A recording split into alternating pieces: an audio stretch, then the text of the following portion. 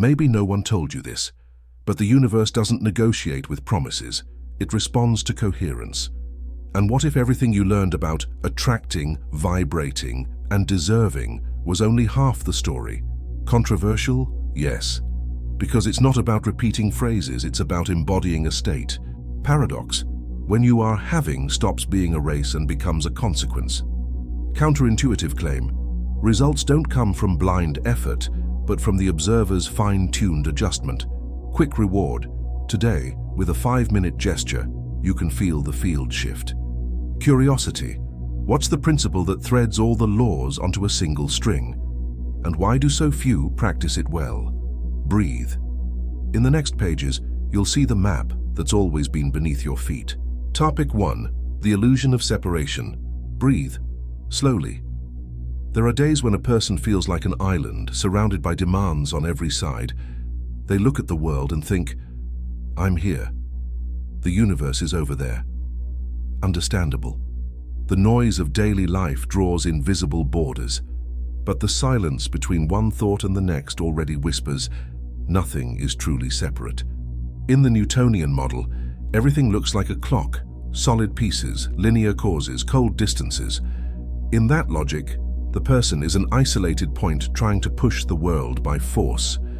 In the quantum view, though, the edges soften. Fields, relationships, entanglements appear. What seemed like brick becomes vibration, pattern, information in motion. And the dancer was never outside the dance. Think of a big jigsaw puzzle scattered across the living room table. For years, a person pieces it together without seeing the larger image. They get frustrated. Some pieces seem not to belong anywhere, until in a quiet instant, the picture shows through beneath a unified field. Then those odd pieces become exactly the missing ones. In practice, this changes the schedule and the chest. Instead of fighting traffic, bills, the market, the person notices flows. They test micro-alignments, adjust the body, clarify intention, ask for a simple sign. Curiously, doors start to open when the inner step gets organized. Less brute force, more conscious attunement. The ocean metaphor helps. Every wave is unique, yet it's still water. Like a wave, the person sometimes forgets they're made of the same sea that surrounds them. When they remember, anxiety disarms, and the movement loses its roughness. Relationships, projects, health, everything responds better to the rhythm of the sea, not to collision. And the sea doesn't fight the shore. It contours, persists, returns. There are simple exercises to train this sense of wholeness. In the morning, 3 long breaths and the question, where do I feel separate today? Then a reconnection gesture. Walk in nature, write 1 honest page, give something useful. At night, record synchronicities, however small. With daily practice, the fabric of things reveals the threads that bind it. The guide learned this the hard way, stumbling before walking. There was a time he thought everything depended on push and over-engineered goals. The body complained, relationships got rigid, creativity dried up. When he traded urgency for listening, the tide turned slowly, but it turned, and the work began to find those who needed it, not the other way around. The illusion of separation yields when a person observes without haste. They notice the outside answers the inside, like a loving echo. If the world looks fragmented, perhaps the inner focus is scattered too. Gradually, an inevitable question arises. If everything is one field, what is reality reflecting back? Topic 2. The mirror of consciousness. He invites the person to imagine life as a great silent mirror. The mirror has no will of its own. It simply returns what stands before it. When the mind is murky, the scenes of the day look murky too. When the heart clears, simple events shine like nuggets of gold. Nothing overly magical, just coherence reflected. Many people fight the mirror, trying to change the image by hitting the glass. But the glass was never the problem. It's the tense face asking for rest. In practice, he guides an inner adjustment. Breath, posture, inner phrase. Life tends to answer like a calm lake returning the sky without distortion. An attentive eye sees, small alignments change entire landscapes. He tells of a time when everything reflected scarcity. bills, delays, vanishing opportunities. Inside, the belief, "It's not for me," repeated like a secret mantra. The more he ran, the more the image returned, lack and hurry, until he swapped the inner script for, "I take good care of what I have today." Curiously, within weeks, discreet invitations appeared, new bridges, the right people. To train this, he suggests a triple check 3 times a day. Morning, a simple handwritten intention, "I will serve well anyone who crosses my path." Midday, a practical proof of that intention, a clear email, a genuine favor. Night, 3 specific gratitudes logged with date and time. This track builds inner ballast, and the mirror loves ballast. Examples help ground it. Those seeking better relationships can practice radical listening. 5 minutes of full attention per conversation, without interrupting, already changes the reflection. Who seeks prosperity can organize finances in a simple sheet and visit it daily. The mirror sees discipline and returns confidence, and over time, opportunities. If you want health, walk for 20 minutes. The reflection rewards consistency, not heroics. He speaks of seed phrases, small anchors that change the inner landscape. I validate my progress. I honor what I already have. I act with serenity. Repeated gently, these lines tune the field like tuning a guitar. The mind's background music improves, and the mirror returns harmony, not by enchantment but by synchrony. There's a simple test to check the mirror at any moment. Ask, "What is my life showing me right now about my beliefs?" If the answer hurts, he counsels tenderness. No judgment, adjust a millimeter a day. Trade comparison for care, urgency for presence, fear for micro-action. The reflection follows, faithful as a noonday shadow. When a person understands the world reflects what they hold inside, something shifts. They stop demanding a smile from the mirror before relaxing their own face. And they discover coherence is an ancient technology, always available. Then, an inevitable question is born. If the mirror returns what one is, wouldn't the next step be to be before having? Topic 3. The law of being before having. He proposes a simple and powerful turn. Before wanting to have, learn to be. People often say, "When I have time, money, I'll be calm, prosperous." But life, like a mirror, answers the state, not the future promise. Being is the frequency. Having is the station that tunes in when the dial is set. Breathe. Adjust the inner dial and the rest begins to respond. The radio analogy clarifies it. No one hears 99.3 while tuning 88.7. Identity is the number on the dial. If inside one vibrates scarcity, haste, distrust, they pick up static. If they train care, constancy, trust, the music comes through clean. It's not magic, it's engineering of inner state. He distinguishes desire from identity. Desire points a finger, identity walks the path. Desire says, "I want financial freedom." Identity says, "I act like someone who cares well for money." In practice, a person starts recording inflows, outflows, honoring commitments, avoiding shortcuts. This way of being attracts compatible contexts, jobs, partnerships, viable ideas. The world rewards coherence more than slogans. A concrete example of being before having, a daily 20-20-20 routine. 20 minutes of reading, e.g. Think and Grow Rich, Atomic Habits, The Power of Habit. 20 for the body, a light walk or conscious stretching. 20 for creating value, one real deliverable for someone asking nothing in return. This tripod installs in the body the identity the future needs. For money, he suggests starting small and measurable. A simple spreadsheet with weekly targets, the 50-30-20 rule adapted to reality. Emergency fund first, then conservative instruments, e.g. Tesouro Selic, Brazil's Treasury Selic bonds. When there's room and study, gradual exposure to broad ETFs, e.g. BOV11, IVVB11. The identity here isn't daring investor, but calm steward of the path. Being is also language. He uses calibration phrases. I act with sobriety. I deliver value today. I respect my rhythm. Spoken softly, they anchor posture, breath, micro-decisions. Over a month, the person realizes they aren't following a plan. They're embodying a role, and the role rewrites the play.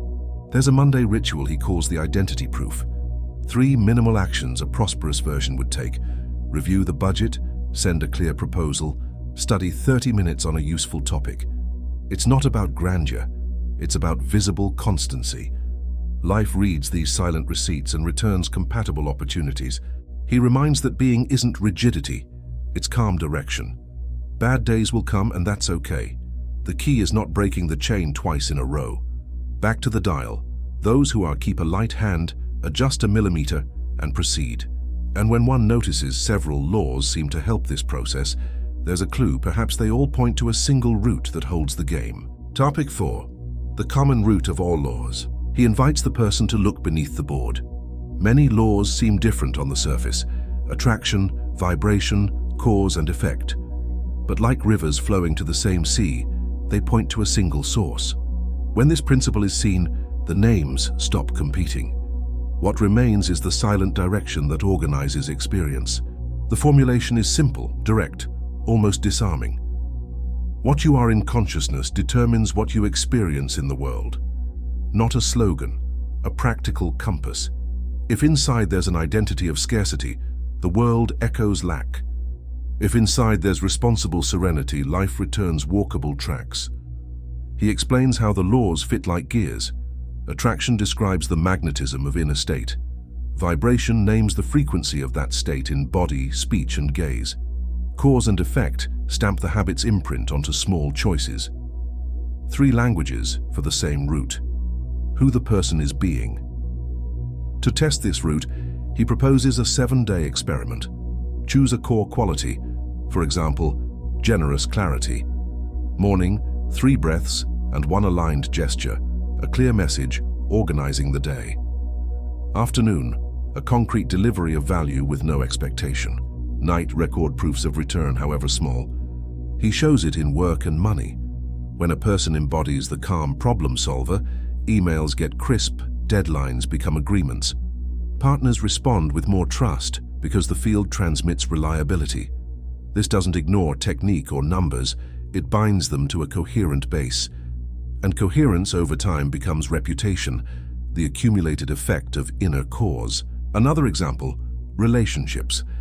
If the inner identity sustains listening and boundaries, conversations change texture. One asks better questions, says no with respect, agrees before charging. The field reads that posture and returns more honest encounters, cause and effect, to the cadence of someone vibrating maturity. He stresses, this isn't about controlling the universe, but attuning to it. The common route doesn't promise magic shortcuts, it offers stable direction. When the inner state dips, life reflects the dip without judgment. The answer isn't to blame the mirror, but to recalibrate the source. Millimeter by millimeter, the track realigns. With the base clear, the laws stop competing and start cooperating. Attraction magnetizes, vibration sets the tone, cause and effect consolidate over time, all orbiting the same route, identity embodied in daily life. And here a question pulses, insistent and delicate. If the root is who I am in consciousness, what feeds that identity, if not emotion? Topic 5, the role of emotion. He reminds us, thought is direction, emotion is fuel. Without fuel, even the best route stays on paper. With the right tank, even hard roads flow with less friction. Emotion gives density to intention, body to concept. It's like turning on the engine before turning the wheel. We've all lived this. In anger, we make choices that later feel odd. In gratitude, we solve in minutes what once jammed for hours. The same task changes texture according to the inner weather. This isn't detached mysticism, it's physiology and focus cooperating.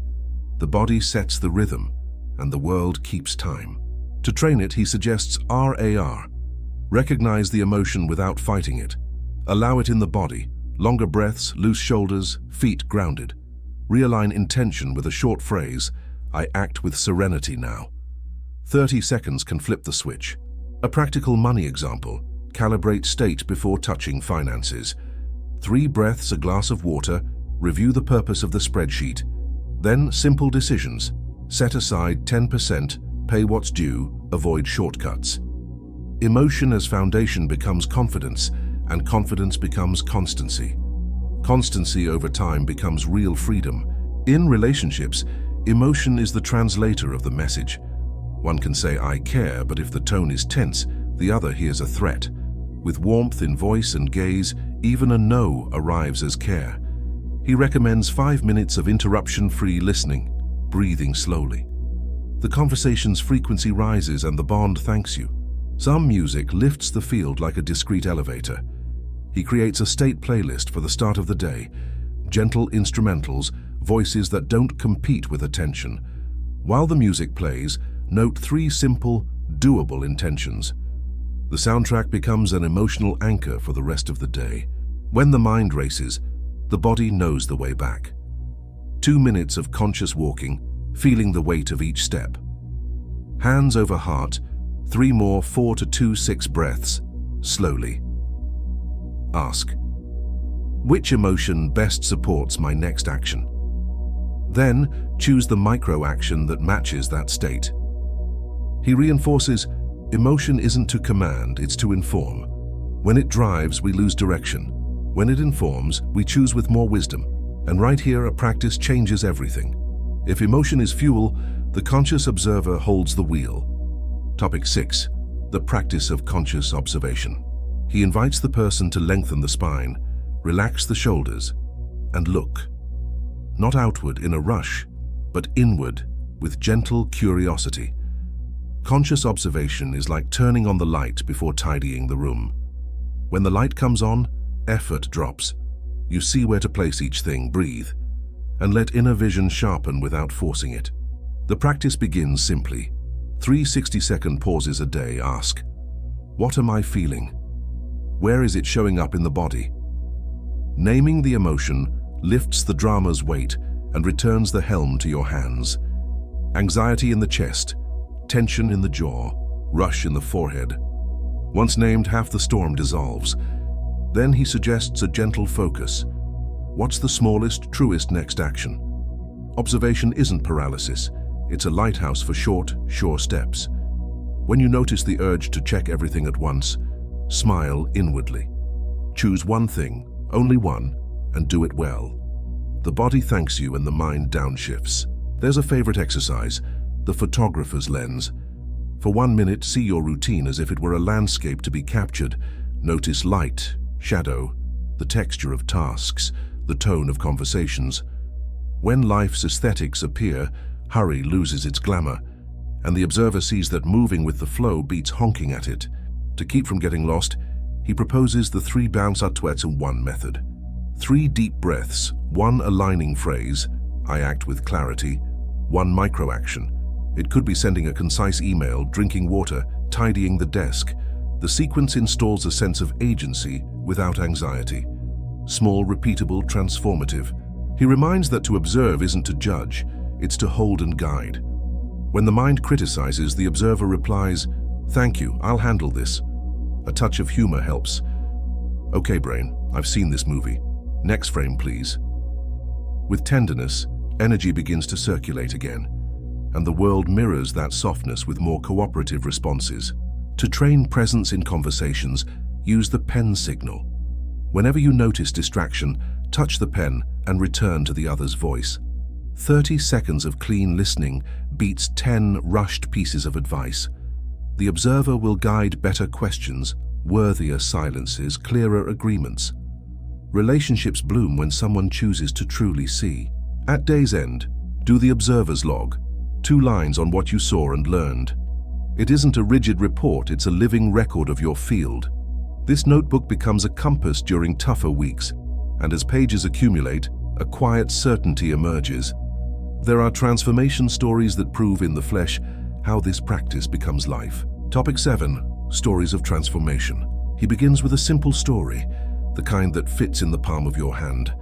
For years, he chased goals like someone running after their own echo. When he swapped urgency for presence, something curious happened. The same contacts answered differently. The same doors felt lighter. He saw it then. The change didn't come from outside. It came from the state he chose to sustain. Anna, a creative entrepreneur, lived the launch burnout quit cycle. He guided her to adopt 3-1-1, 3 breaths, 1 aligning phrase, 1 daily micro-action. She chose, I deliver value calmly, and recorded 1 short video each day. In 30 days, her community grew 18% and sales stabilized. It wasn't luck, it was coherence applied with gentleness. Raphael carried debt and old guilt. Spreadsheet open, his heart shut. He froze just looking at numbers. They tried 2 steps, 4-2-6 breathing before the sheet, and a tailored 50-30-20 rule, then a note on the mirror. I take good care of what I have today. 4 months later, an emergency fund in place and his first Tesoro Selig purchase. Clara struggled with anxiety and insomnia. He suggested a state playlist upon waking and a 20-minute mindful walk. At night, 3 specific gratitudes and 1 honest page of writing.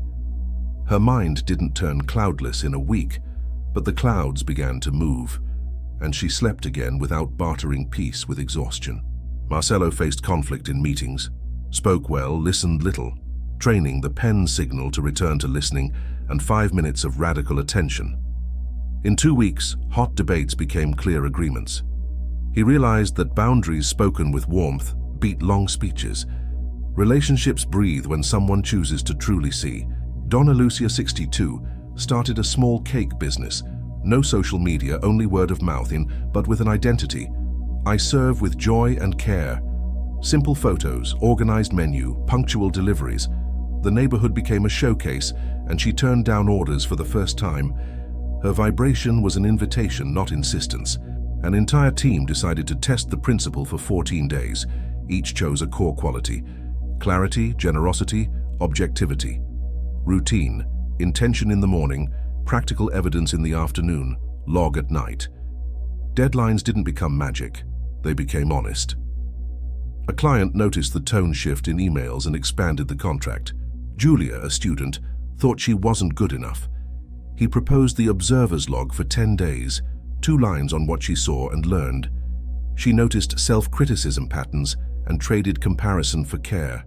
Grades rose, but the best part was the calm. And of course, stories like these bump into something inevitable: the obstacles that appear when life begins to change. Topic 8. Common obstacles and how to overcome them. He warns, when life begins to align, obstacles show up dressed as common sense. The logical mind demands proof before practice, as if the sun needed a paycheck. Old beliefs whisper, nice talk, but it won't work for you. And the rush for results tries to run over the process. Breathe, naming the trio, rigid logic, beliefs, hurry, dismantles half the plot. For the logical mind, he offers a simple contract, a time-boxed experiment. 14 days of practice with small, visible, honest metrics. Choose 1 core quality, 3 daily micro-actions, 1 nightly entry. No grand promises, only data from your own path. Logic relaxes when it can look at homegrown numbers. For limiting beliefs, he uses the ABC. Apprehend, be kind, counter evidence. Apprehend the belief in the act. It's not for me. Be kind. I know you want to protect me. Let's try gently. Counter evidence. List 3 real proofs that puncture the belief. Repeated for a week, the inner script loses authority. For hurry, he proposes the 3-8-3 rhythm. In the morning, 1 short handwritten intention. Midday, 1 concrete evidence, message sent, task delivered. At night, 3 specific dated gratitudes. Hurry hates routine. Loving routine lulls hurry to sleep. Emotional obstacle? Use RAR, recognize, allow, realign. Recognize the sensation in the body without drama. Allow with 3-4-2-6 breaths, loose shoulders, grounded feet. Realign with an anchor phrase, I act with serenity now. 30 seconds, and the inner weather changes color. In finances, the common knot is the throat tightening when opening the sheet. He teaches a pre-check. Drink water, adjust posture, revisit the why of organizing. Then minimal steps. Emergency fund first, bills up to date, no shortcuts. When it fits, study Tesoro Selig and later broad ETFs. The victory here is identity. I take good care of what's mine. In relationships, the stumble is confusing frankness with emotional dumping. Training, 5 minutes of radical listening and the pen signal to return to presence. Say no with warmth and agree before charging. Calm boundaries prevent long wars. And the bond, grateful, responds with cooperation. Finally, he reminds that relapses aren't failure. They're part of the learning curve. The rule is simple. Don't break the chain twice in a row. Fell today, rise tomorrow with one micro-action that proves your direction. And when the dust settles, a question calls. What if there were a guided exercise to put all this into action now? Topic 9. The principle in action. He invites you to close your eyes and breathe longer than usual. Feel the air coming in, shoulders dropping, jaw unclenching. Now, imagine a version of you that already lives the desired coherence. Notice the way they walk, speak, decide. This image isn't fantasy. It's a draft of identity. Pick one area for today, money, health, or relationships. Then name a core quality that governs that area. Sobriety, care, clarity. Let the word rest on your chest like a warm stone in the sun. Breathe with the word 3 times, slowly. The body learns more from climate than from speeches. Now the triad, thought plus feeling plus gesture. Pick a short phrase, I take good care of what's mine. Summon the matching feeling, calm confidence, no rush. Then choose a visible gesture in 5 minutes. Send the message, tidy the desk, open the sheet. 3 gears turning in the same direction. Quick visualization, 60 seconds. See yourself doing the micro-action with calm focus. Feel the body light, face untensed, breath steady. Notice the small domino, a better reply, a clear next step. Give silent thanks, and open your eyes. He suggests a pocket card for the day. Front, your core word and the short phrase. Back, today's micro-action and the likely next one. Carry it in your wallet as a physical reminder of inner state. When the mind drifts, touch the card and return to the track. For ritual lovers, 3-2-1-1 in action. 3 breaths, 1 anchor phrase, 1 micro-action in the first hour of the day. Repeat mid-afternoon to create a second wave of coherence. At night, jot 3 evidences, however small. The field answers with signs when it sees consistency. Practical ideas for today. Money, transfer 10% to your reserve and review 2 budget lines. Health, walk 15 minutes listening to silence, then hydrate and stretch for 5. Relationships, send an honest, concise message asking for alignment. The principle prefers small steps that happen to grand plans that never leave the paper. Finally, 2 questions to seal the practice. How would someone who already is that identity solve the next small obstacle? What visible gesture will prove it in the next 2 hours? Write it, do it, breathe. Life tends to make room where it finds coherence walking. Now you know the map. Being before having, emotion as fuel, observation as the steering wheel. But a map without a step is just pretty paper. So choose one area, one core word, one micro-action, and do it today. Small, concrete, repeatable. That's how a seed becomes a tree. Questions to nudge your axis. No frills, but with tenderness. In what area are you outsourcing power? Asking the mirror for what you won't embody within. Which old belief still calls you small, and how can you counter it today? What visible gesture in under 10 minutes will prove the identity you chose to be? Who needs a clear, serene message from you before you sleep? If fear pops up, don't fight it. Walk it to the door, 3-4-2-6 breaths, loose shoulders, grounded feet. Then proceed with 3-0-1-1-1, 3 breaths, 1 anchor phrase, 1 micro-action. Log 3 evidences at night, however small. Tomorrow, repeat. Quiet consistency beats loud promises. Remember, the universe doesn't negotiate with speeches. It responds to coherence in motion.